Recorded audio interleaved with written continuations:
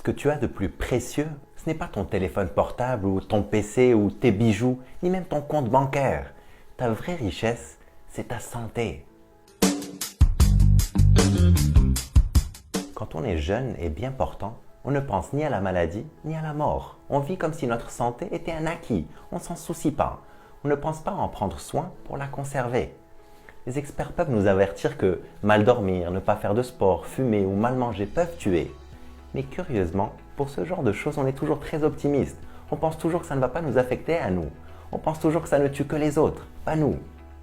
Ce n'est que quand tu tombes malade ou quand tu prends de l'âge que tu réalises que ça n'arrive pas qu'aux autres. Ce n'est que quand tu perds ta santé que tu réalises comment elle est précieuse. J'aime beaucoup une phrase qui dit « Une personne en bonne santé a 1000 problèmes.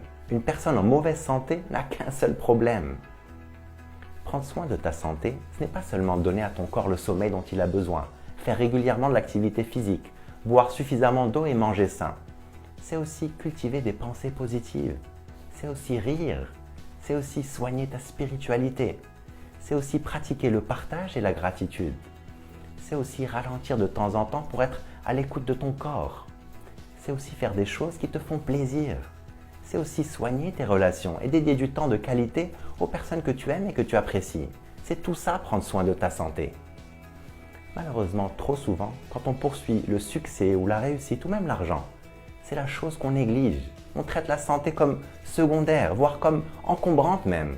Tu as l'impression que si tu prends le temps de dormir ou de prendre soin de toi, ça va te freiner, tu vas progresser moins vite. Du coup, tous les jours, tu reportes ton sport pour traiter l'urgence du moment. Tu choisis d'étirer ta journée de travail et d'ajouter une réunion à la dernière heure plutôt que de rentrer chez toi. Tu renonces à passer du temps avec tes amis pour finir un rapport. Tu prends sur ton temps de sommeil pour répondre à des emails. Même quand tu as des douleurs, tu les ignores et tu choisis le déni pour continuer dans ta course effrénée. Tu as l'impression d'aller plus vite, mais c'est un très mauvais calcul. Tu approches ta vie comme si c'était un sprint, alors que si on devait la comparer à une course, ce serait plutôt un marathon. Et avec cette attitude, tu ne vas pas aller loin. Je ne dis pas ça seulement parce que tu risques de mourir plus tôt, mais parce que tôt ou tard, tu vas t'essouffler et tu vas tomber malade. Et une mauvaise santé, ça va non seulement te faire perdre beaucoup de temps, les médecins, les analyses, les journées alitées, mais aussi tu ne vas pas profiter de ton expérience de la même manière. Il me semble que c'est le Dalai Lama qui a dit « L'homme me surprend, il sacrifie sa santé pour gagner de l'argent, ensuite il sacrifie de l'argent pour recouvrer sa santé. » Maintenant que tu m'écoutes, ça peut te sembler évident, mais tous les jours tu oublies et tu prends des décisions qui vont à l'encontre de ta santé. Tu commandes un fast-food graisseux au lieu de te prendre 15 minutes et de préparer un plat sain. Tu choisis l'ascenseur alors que monter ou descendre quelques marches peut te faire du bien. Parfois, tu te radines pour ta santé. Tu dépenses une blinde pour acheter la ceinture avec le logo, mais ça te dérange de payer le tiers pour une révision chez le dentiste ou pour un massage, même quand tu as mal partout. Si tu ne prends pas soin de ta santé, personne ne va le faire pour toi. N'attends pas de la perdre pour en faire ta priorité. Et souviens-toi que tes enfants te regardent. Donne-leur le bon exemple. Et c'est de petits gestes simples du quotidien. Remplace les produits que tu achètes au supermarché par des produits plus sains. Fais des pauses durant ta journée.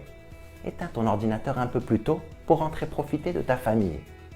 Mets tes baskets et sors faire une marche après le travail. Éteins ce journal télé qui ne fait que t'intoxiquer l'esprit. Laisse de côté ton téléphone portable pour passer des moments de qualité avec tes amis ou ta famille. Prends soin de ta santé. C'est ce qui fait la différence entre avoir beaucoup d'argent et être riche. Je t'encourage à faire de ta santé une priorité. C'est ce qui va te permettre de vivre une vie extraordinaire. Vive Al Hayat!